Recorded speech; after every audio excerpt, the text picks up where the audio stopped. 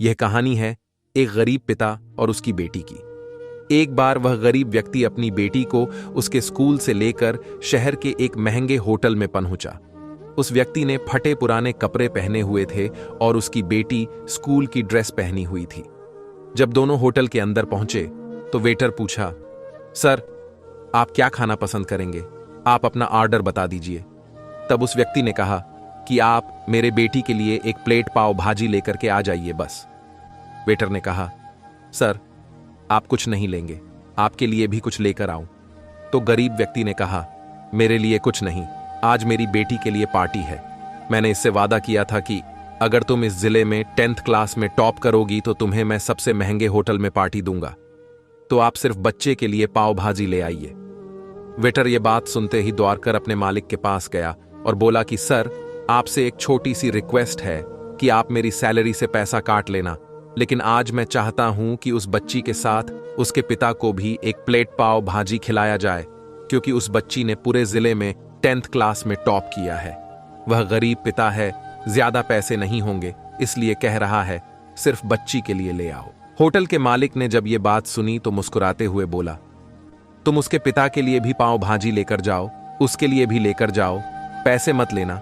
4-5 पाव भाजी पैक करवा कर ले जाओ और 2-3 किलो मिठाई भी लेकर जाओ और उनसे कहना ये पार्टी होटल की तरफ से है, आप ये मिठाई ले जाइए और जश्न मनाइए। जब वेटर ने 2 प्लेट पाव भाजी लेकर गया तो वह व्यक्ति चौंक गया और बोला, मैंने तो एक ही मंगाई थी, मेरे पास पैसे नहीं है। वेटर बोला, अरे सर, शर्मिंदा मत कीजिए, ये पार्टी होटल की तरफ से है, आपकी बेटी, हमारी बेटी ने टॉप किया है, ये मिठाइयां लेकर जाइए और जश्न मनाइए। पिता और बेटी खुश हो गए और चले गए।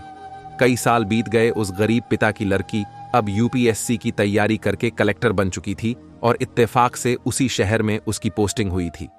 उस लड़की ने उस होटल में सूचना पहुंचा दी कि मैं उस होटल में लंच करने के लिए आ रही हूं। होटल के मालिक ने जब यह सुना तो होटल को पूरी तरह से सजावा दिया। गांव में यह बात पूरी तरह से फैल गई और कस्बे के सभी लोग उन्हें देखने के लिए आने लगे। कलेक्टर अपने पिता के साथ उस होटल में पहुंची। कलेक्टर ने होटल के मालिक से कहा कि शायद आप मुझे पहचाने नहीं, हम वही पिता पुत्री है जो कि हमारे 10th क्लास टॉप करने पर आपने मुझे पार्टी दी थी। हम वही पिता पुत्री हैं, आज फिर से आए हैं और आज पार्टी हम देंगे आपको, आपके पूरे स्टाफ को और पूरे गांव को, क्योंकि आपने गरीबी का सम्मान किया है।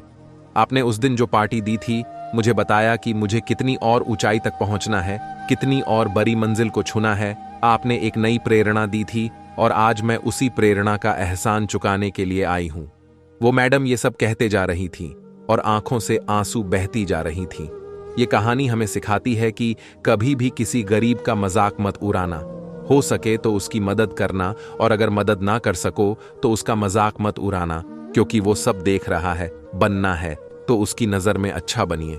जहां भी रहिए कर दिखाइए कुछ ऐसा कि दुनिया करनी चाहे आपके जैसा।